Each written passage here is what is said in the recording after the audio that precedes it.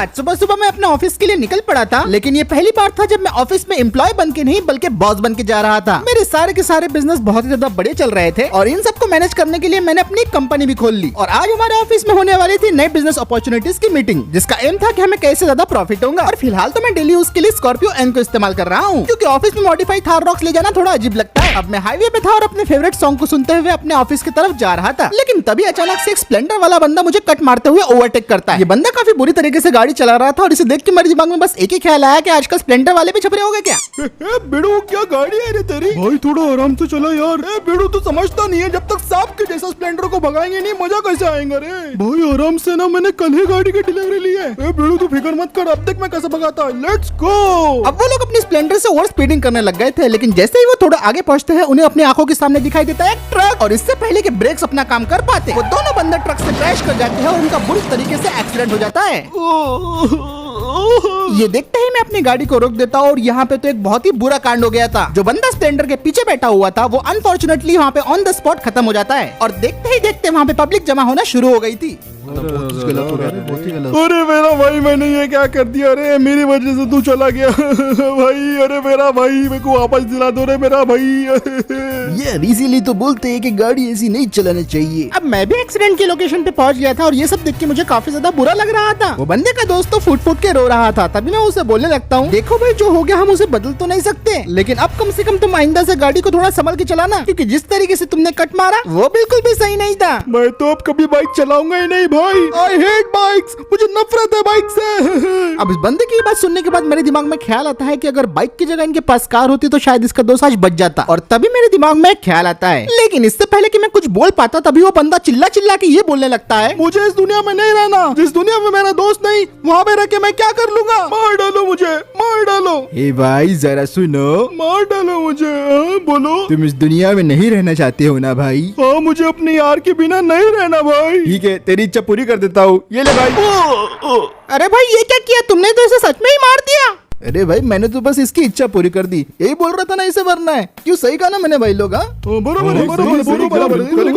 सही काम किया। अब यहाँ पे क्या चल रहा है वो तो मुझे कुछ भी समझ में नहीं आ रहा था, लेकिन मुझे जो काम करना था वो मैं समझ गया था। तो फौरन मैंने अपना फोन निकाला और अपने मैनेजर को कॉल करके बोलने लगा कि फटाफट सारे के सारे बोर्ड ऑफ डायरेक्टर्स की मीटिंग अरेंज कराओ। और इतना बोलने के बाद मैं फोन को रख देता हूँ और फिर मैं एक्सीडेंट वाली लोकेशन से जाने लगता हूँ। अभी मेरे दिमाग में बस एक ही बात चल रही थी कि जो इतना भयानक एक्सीडेंट हुआ है, मैं चाहता हूँ कि ऐसा एक्सीडेंट फिर से कभी ना हो, और एक्सीडेंट अगर हो भी जाता है तो एटलीस्ट के अंदर के लोग जो बैठे हुए थे वो जिंदा बच जाए। तो इसीलिए मैं फटाफट अपनी गाड़ी के अंदर बैठता हूँ, उसे स्टार्ट करता हूँ और गाड़ी को लेके वहाँ से निकल पड़ता हूँ। और फटाफट ड्राइव करने के बाद मैं अपने कंपनी के हेड ऑफिस बिल्डिंग में पहुंच जाता हूँ, जिसे मैंने हाल ही में परचेस किया है। मेरे सारे बिजनेस, चाहे वो ट्रैक्टर का बिजनेस हो या कार शोरूम का बिजनेस, वो सारे के सारे बिजनेस इसी बिल्डिंग से मैनेज किए जाते हैं। और क्योंकि मुझे आज जरूरी मीटिंग अटेंड करने जाना है तो मैं फटाफट अपनी बिल्डिंग के अंदर पहुंच जाता हूँ। अब मेरे कंपनी के सारे मैनेजर्स और बोर्ड ऑफ डायरेक्टर यहाँ पे आए हुए थे, तो मैं अपनी मीटिंग करना शुरू कर देता हूँ। सारे लोग मुझसे पूछ रहे थे कि आज इतनी अर्जेंट मीटिंग बुलाने की जरूरत क्या थी, तो मैं उन्हें प्रेजेंटेशन देना शुरू कर देता हूँ। जैसा कि आप सभी लोग जानते हैं दोस्तों, हमारे देश में टू व्हीलर्स की संख्या बढ़ती जा रही है। हर पांचवें बंदे के पास EMI पे खरीदी हुई बाइक या स्कूटर तो होते ही है, लेकिन एक और चीज जिसकी संख्या बढ़ती जा रही है वो है एक्सीडेंट्स।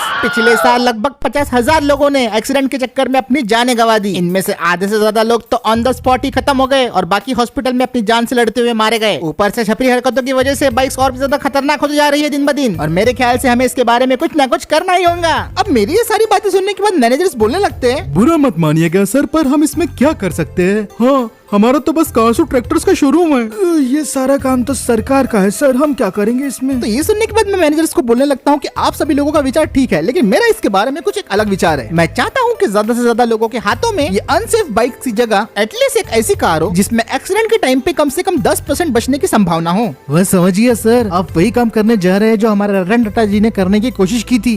पर उनका वो प्लान तो फेल हो गया था। बिल्कुल गलत, उनका प्लान नहीं, लोग फेल हुए थे उनके सामने। ये सुनने के बाद मैं उन्हें बोलने लगता हूँ कि बात तो तुम्हारी बिल्कुल सही है भाई, लोगों उन्होंने फेल किया है ना कि वो फेल हुए, लेकिन अब हम वैसा ही कुछ करने जा रहे हैं और इसमें प्रॉफिट बने या ना बने, लेकिन पहले लोगों की जिंदगी बचनी चाहिए। तो हम ये करने कैसे वाले हैं सर? और फिर मैं अपने सारे के सारे मैनेजर को इस बिजनेस का प्लान समझाने लगता हूँ। मैं उन्हें बोलने लगता हूँ कि जहाँ पे आज के जमाने में एक बाइक की कीमत 1 लाख रुपए पहुँच चुकी है, वही हम सिर्फ 50,000 रुपए में नई जैसी गाड़ी बेचेंगे। क्या 50,000 में नई जैसी गाड़ी? 50,000 में गाड़ी लेंगे?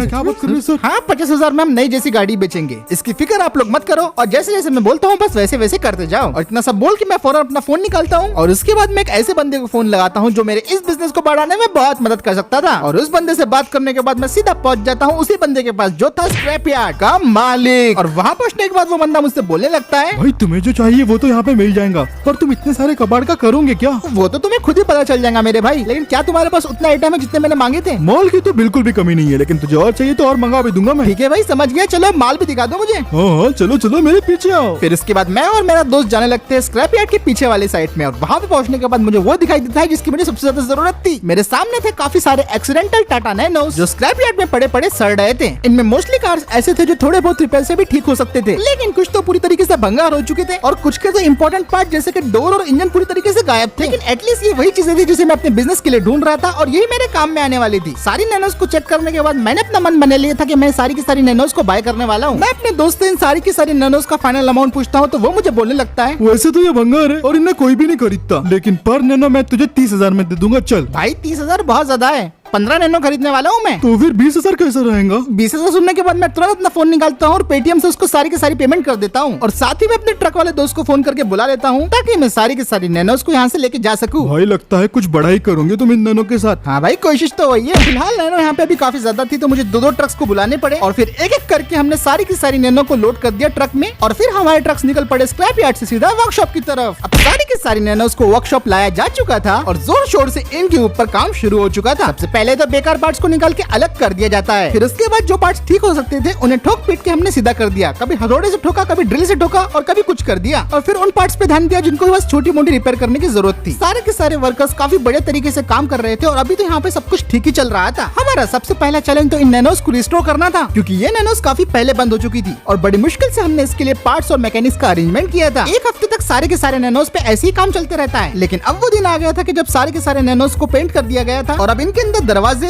व्हील्स, इंजन और बाकी सब चीजों की असेंबली करी जा रही थी। हमने नॉर्मल नैनो को नैनोजेनिक्स में कन्वर्ट कर दिया था जो कि ट्विस्ट वर्जन थी और फंकी दिखने के लिए हमने इसके ऑफिशियल कलर्स का भी इस्तेमाल किया था और मैं तो बस उम्मीद कर रहा था कि लोगों को ये गाड़ी किसी तरीके से पसंद आ जाए। फिर हमारे शोरूम का सेल्स मैनेजर आके मुझे बोलने लगता है, गुड इवनिंग सर, मैं आपसे कहना चाहूंगा कि इन सारी नैनोस पे हमें लगभग एक्स्ट्रा 30,000 रूपए का खर्चा हो गया है। मेरे ख्याल से हमें नैनोस को 80,000 में बेचना चाहिए, तभी हम थोड़ा बहुत प्रॉफिट कर पाएंगे सर। ये सुनने के बाद मैं मैनेजर को बोलने लगता हूँ कि नहीं, हमें रिस्टोर की हुई नैनोस को 50,000 रूपए में ही बेचेंगे। लेकिन सर अगर हम नैनोस को 50,000 में बेचेंगे तो हमें प्रॉफिट नहीं हो पाएगा। प्रॉफिट्स के लिए हमारे पास दूसरी बिजनेस है ना, और सबसे बड़ी बात, वादा तो आखिर वादा होता है मेरे भाई, इसीलिए हम इस नैनो को 50,000 में ही बेचेंगे। ठीक है सर, मैं समझ गया। और अब फाइनली हमारी सारी की सारी नैनोस तैयार थी हमारे शोरूम में जाने के लिए। हमने इन्हें पूरी तरीके से फुल्ली रिस्टोर कर दिया था। इनके एक्सटीरियर से लेकर इंटीरियर तक सब कुछ चेंज कर दिया गया था और मैं इतना तो कह सकता था कि ये सारी की सारी गाड़ियाँ एटलीस्ट सड़क पे चलती हुई उन अनसेफ बाइक से तो ज्यादा ही सेफ है। और अब फाइनली बारी आ गई थी इन गाड़ियों को शोरूम में ले जाने की। अब ये नैनोस आ गई थी हमारे शोरूम में और हमने काफी सारे इन्फ्लुएंसर्स को बुलाया था ताकि हम ये शोरूम में मार्केटिंग कर सके कि 50,000 रूपए में नैनो मिल रही है। नैनो चाहिए